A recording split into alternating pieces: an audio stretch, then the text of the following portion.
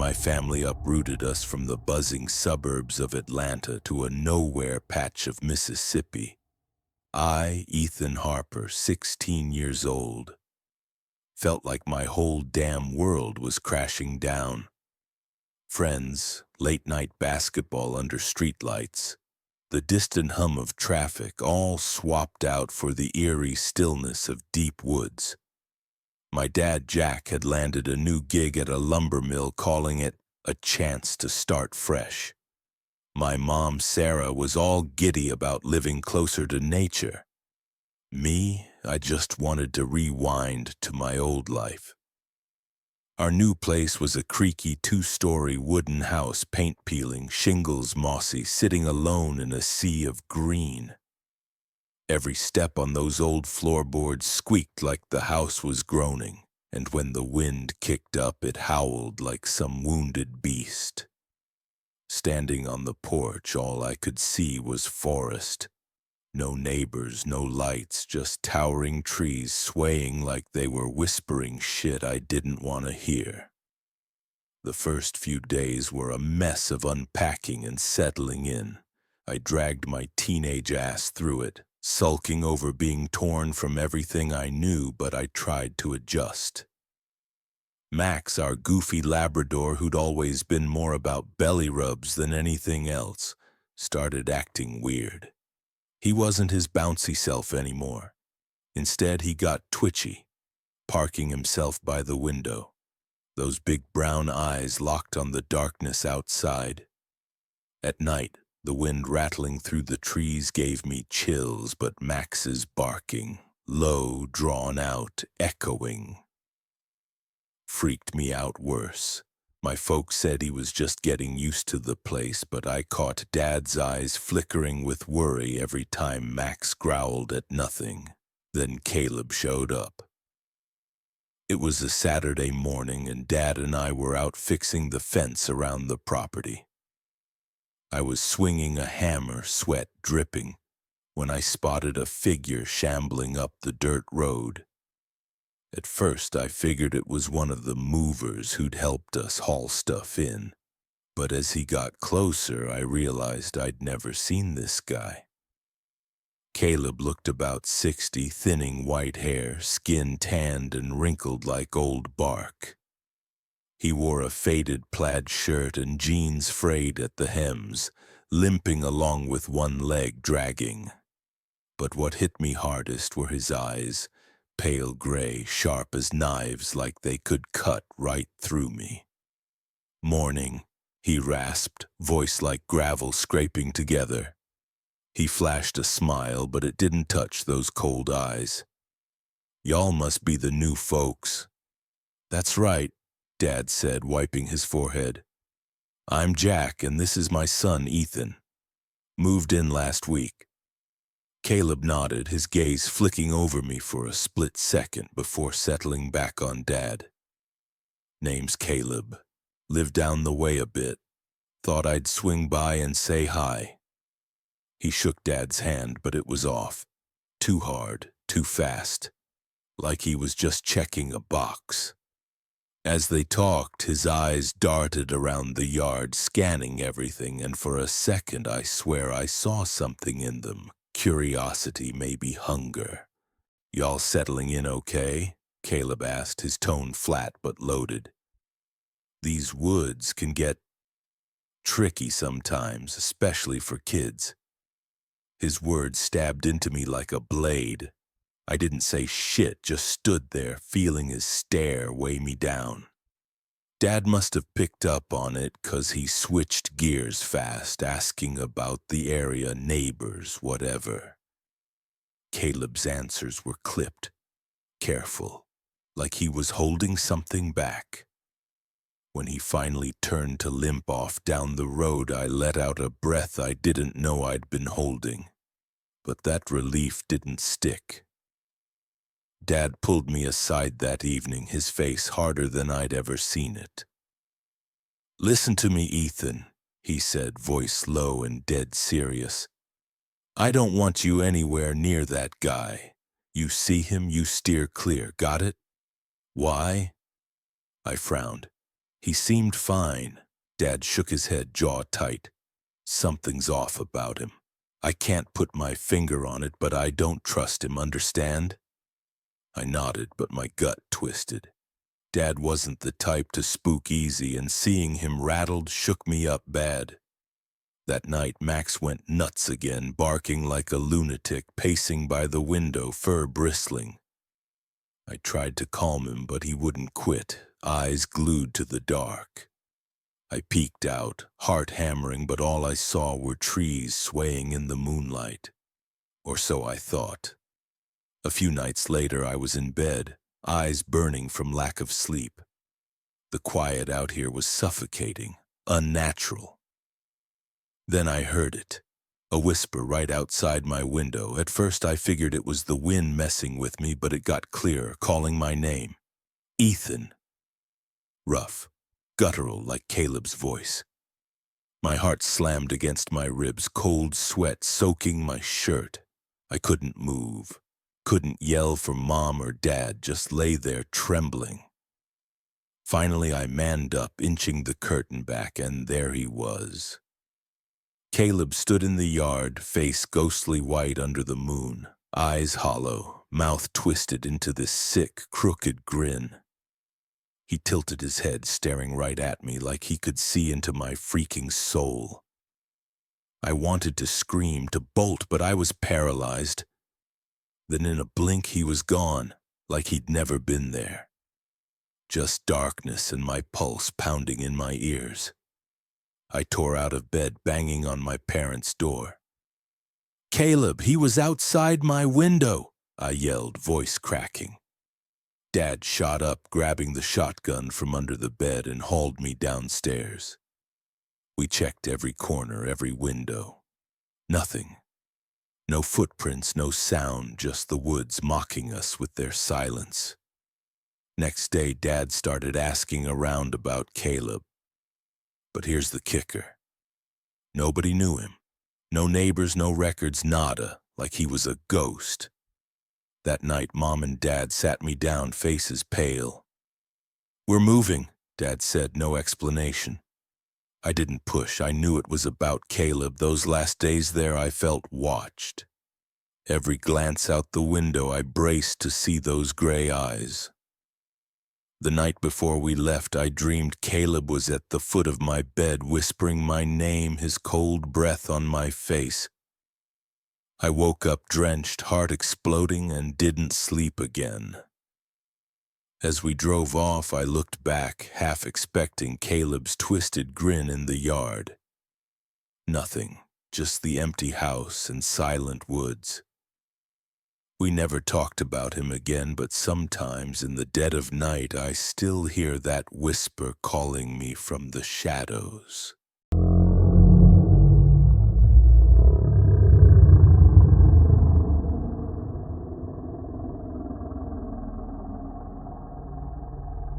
When me, Lucas Bennett, 32 years old, and my wife Mia bought our new house, it felt like we'd hit the jackpot.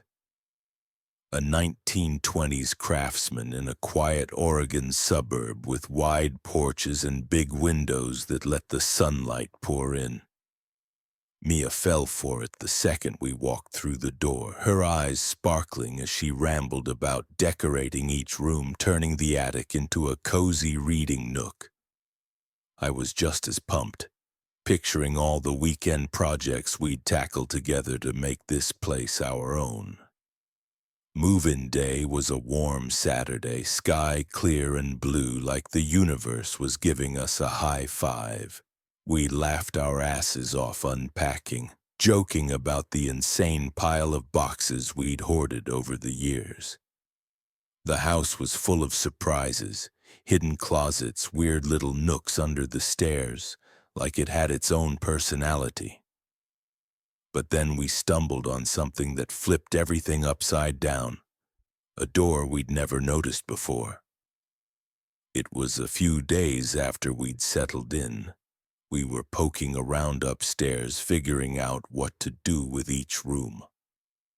When we hit the end of the hallway, I realized it stretched farther than I'd thought. Tucked in a corner behind a tall antique cabinet the last owners left was a small door, paint-chipped, wood warped. "You ever see this?" I asked Mia, pointing at it. She shook her head, brow creasing. "Nope. Weird. Maybe it's the attic?" I shrugged, though I knew the attic hatch was somewhere else. Only one way to find out. I shoved the door open, rusty hinges screeching like a banshee. Inside was a tiny room, cramped as hell, dust caked thick on the floor. A grimy window in the far corner barely let in any light. The air was stale, heavy with mildew and something metallic like old blood.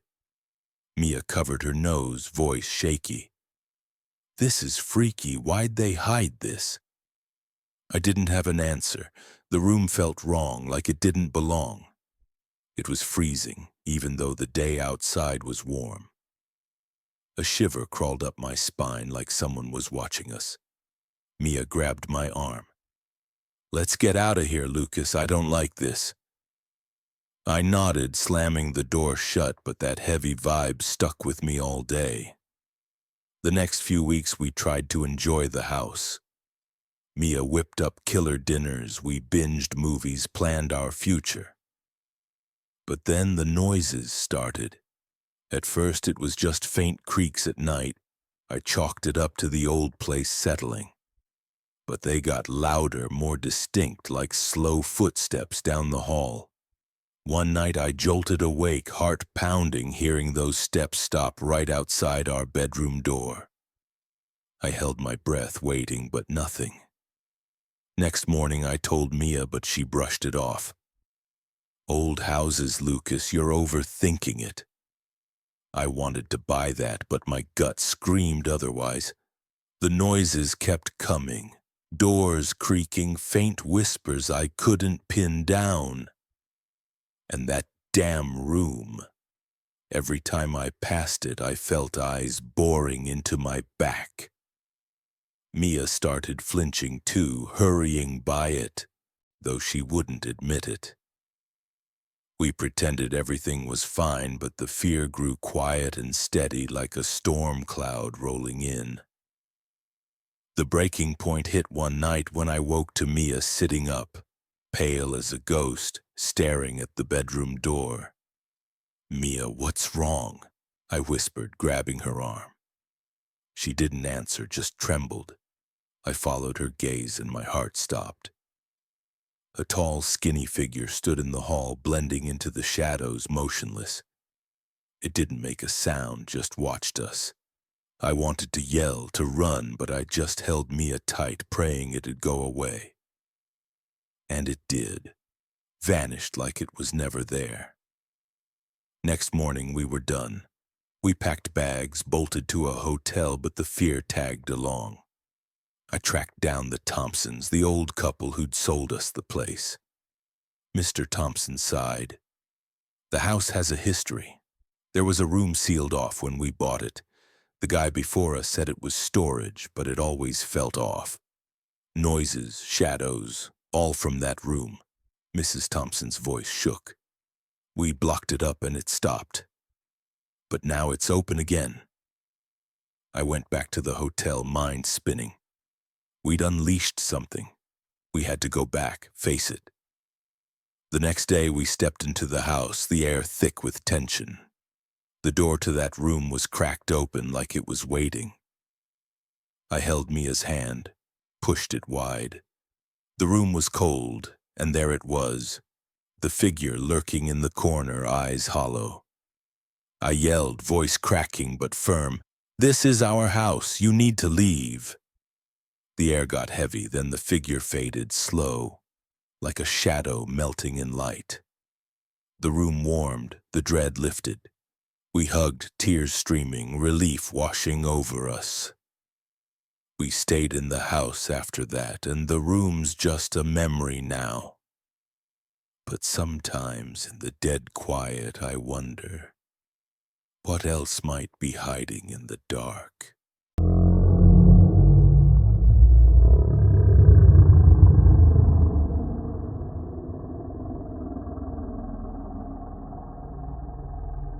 I, Sophie Carter, 28 years old, bought the little house on Elm Street in a sleepy Indiana town. It felt like I'd just walked through a door into my future. It was my first home, a single-story place with peeling paint. But it had this odd charm that convinced me I could make it special. The house had been sitting empty on the market for a while, once owned by an old woman named Margaret Reynolds who'd passed away a few years back. Her kids were eager to unload it, and I snagged it for a steal. I didn't ask too many questions, just figured I'd lucked into a cute house in a quiet neighborhood. The first few days were a whirlwind of unpacking and setting up. There was something cozy about the old place, like it had been waiting for someone to breathe life into it. Thick walls, windows letting in just enough light to warm it up, even on chilly days. I loved it. I got a kick out of doing things myself, rearranging furniture, hanging a few pictures, picturing my new life unfolding. But one thing bugged me right off the bat: the front door. I've always had this habit of locking the door whenever I step out, drilled into me by my dad. Always lock it, Sophie, even if it's just for a minute. So every time I left, I double-checked, twisting the knob to make sure it was secure, but every damn time I came back, it was unlocked. First time I told myself I'd spaced out, maybe distracted by my endless to-do list. But it kept happening, every day, every trip. I started blaming the old lock, thinking it was busted, but deep down, I knew something wasn't right. One evening, after a long day running errands, I got home with a bag of takeout ready to crash on the couch and zone out with some TV. Like always, I'd locked the door tight before leaving, double-checked it even. But when I got back, it was cracked open. Just a sliver, but enough to make my stomach drop. I stood there, bag in hand, staring, my mind racing. Had someone been inside? Was I losing it? I pushed the door open, hinges creaking, and stepped in. The house was quiet, too quiet, the kind that makes you feel like you're not alone. I set the bag on the kitchen counter and did a quick sweep. Everything was fine. Nothing missing, nothing out of place. But the air felt off. Heavier. Like something was lurking just out of sight. Then I heard it. A noise from the basement. Faint, barely there, but it made my skin crawl. A soft, rhythmic creak like wood rubbing together. I froze at the top of the basement stairs, hand hovering over the light switch. I didn't want to go down there. The basement was the one spot I hadn't touched. Cold, damp, low ceilings with exposed pipes, more like a dungeon than storage. But the sound kept going, and I knew I couldn't ignore it. I flicked the switch, a dim bulb casting a weak yellow glow down the stairs. The creaking got louder as I descended, each step squeaking under me, sending shivers up my spine. At the bottom I saw it, a rocking chair in the corner, half hidden in shadow. It was old, paint-chipped, seat-sagging, but I knew it instantly. It was the exact chair I'd tossed out before moving in, chucked in the trash because it was too beat up. My heart skipped. How'd it get here? Who brought it in? And why was it rocking ever so slightly back and forth? My hands shook as I reached out, brushing the wood, and the second I touched it, it stopped. The basement went dead silent, air thick with mildew and something else, sweet, cloying, like old perfume. I backed off, heart pounding like a drum, and bolted upstairs, slamming the door. That night I locked every window, rechecked every latch, tried to convince myself I was overreacting. But I knew something was seriously wrong. I couldn't sleep. Every time I closed my eyes, I saw that chair rocking in the basement corner, mocking me. I tossed and turned, fear gnawing at me until I drifted into a restless doze. Around midnight, I snapped awake to the sound of creaking wood, clear, steady, echoing up from below. I sat up, heart racing, house pitch black except for moonlight filtering through the curtains. The noise was faint, but there, rhythmic, pulling me in. I didn't want to go down, but I had to know. I grabbed my phone, its dim screen guiding me through the hall. My hand trembled as I opened the basement door, the creaking swelling up the stairs, each sound a punch to my chest. I took a deep breath and started down, every step feeling like a march to hell. There it was, the chair, right where I'd left it, but this time it wasn't empty. An old woman sat there, skin pale as death, thin gray hair pulled into a tight bun. She wore a faded dress from another time, hands folded neat in her lap. Her eyes, cloudy, vacant, stared straight ahead like I wasn't even there. The chair rocked, wood creaking in rhythm. She didn't move, didn't look at me, just sat like a living statue. I couldn't breathe, frozen in place, my brain screaming to run. Then she turned her head, slow, eyes locking onto mine. A cold wave crashed over me, heart seizing up. Her mouth twitched, lips parting like she wanted to speak, but no sound came. We stared, time stretching into forever, the creaking the only noise. Then the chair stopped, and when I blinked, she was gone. I ran upstairs, locked the door, and spent the night curled up in the living room, mind reeling. Morning came and I was wrecked, but I had to dig. I looked up the previous owner, Margaret Maggie Reynolds, lived here over 50 years, widow, died in the house. The chair was hers, a gift from her late husband, her spot for hours on end. I called her son Daniel. He hesitated. Mom loved that chair. After she passed, we threw it out, but it kept coming back. We left it in the basement. A chill hit me. The chair didn't get brought in. It had always been here, waiting for her. That night, I decided to face it. I went down, heart hammering, standing before the empty chair. "Maggie," I said, voice shaky. "If you're here, this is your home, but please don't scare me anymore." The chair rocked, air turning icy, that old perfume scent wafting through, but this time it didn't feel menacing. It felt calm. Then it stopped, and I knew she was at peace. I moved the chair to the living room, set it by the window where the sun could hit it. I never saw her again, but sometimes in the still night I hear a faint creak like Maggie's still there watching over her house.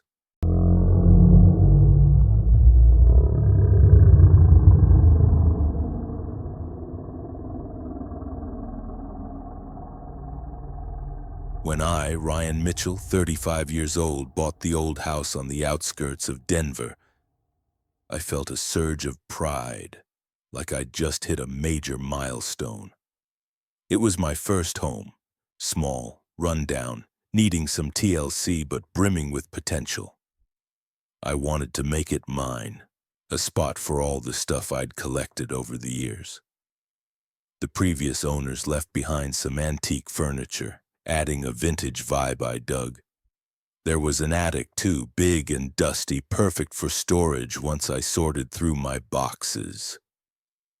I was stoked to dive into this new chapter, no clue it'd turn into a nightmare. The first few days were a blur of unpacking and organizing. I focused downstairs, getting the kitchen and living room in shape, only hitting the attic to dump random boxes. It was a sprawling, dark space, exposed beams, a tiny window letting in a sliver of light, cluttered with old tables, paintings, and junk from the last folks. I didn't think much of it, just another part of the house, until the third night. I was in bed trying to crash when I heard it, a faint scratching from above. At first I thought I'd imagined it, but it grew louder, sharper, like nails on wood. I shot up, heart kicking into gear. Maybe rats, I told myself. Old houses have pests, right? But that sound wasn't right. It was relentless, purposeful. I tried to brush it off, figuring I'd check it out in the morning, but it wouldn't stop, like it was beckoning me. Sleep was off the table. I got up, grabbed a flashlight, and headed out into the hall. The house was dead quiet, just the floor creaking under me. At the attic door, I hesitated, hand shaking over the knob.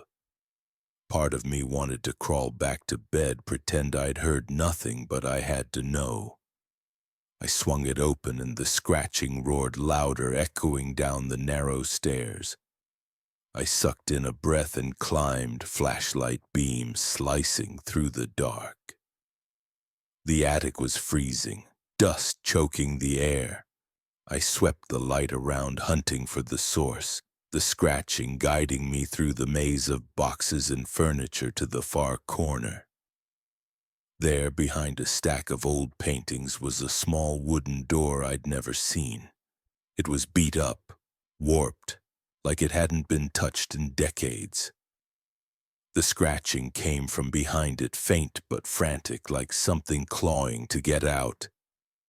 My hand trembled as I turned the knob, hinges screeching as it opened to a dark, tight passage leading to a hidden room. The flashlight flickered, and I stepped in. The room was tiny, walls lined with faded wallpaper, air thick with must. In the middle sat an old bed, sheets torn and filthy, and on it was a woman, skin pale as death, hair a matted mess hunched over. She was scratching the wall, fingers caked with grime. My breath caught, nausea hitting hard. This wasn't a rat or a trick of my mind. She was real. Then she turned, wild eyes, pure madness, face gaunt, lips cracked. She stared, chest heaving like she couldn't breathe right. I froze, legs locked, stuck watching as she lunged, bony hands clawing the air. She screamed, a high, inhuman shriek that ripped through the attic. I stumbled back, dodging just in time, then spun and ran. Heart exploding, I tore down the stairs, out the front door, fumbling the lock with shaking hands, and sprinted into the night. I didn't go back that night. I sat in my car, staring at the house, mind a mess. Who was she? How long had she been there? Why hadn't I seen that room? Next morning I called the cops, led them up, heart still pounding. They checked it out. The room was the same, bed trashed, but she was gone. No trace, nothing. They said maybe a squatter bolted when I showed up, but I knew better. She wasn't normal. Something was off, beyond reason. I tried staying after that, telling myself it was all in my head, but the fear wouldn't quit. Every night I listened for that scratch. Nightmares hit hard. Her twisted face, hands clawing me, waking me up soaked in sweat. I couldn't take it. In a week I packed up, left most of my stuff, and bailed. I never went back. Don't know if she was a ghost or something else. But sometimes, lying in bed at my new place, I hear a faint scratch, a door creaking, and I wonder, is she still out there waiting for someone else?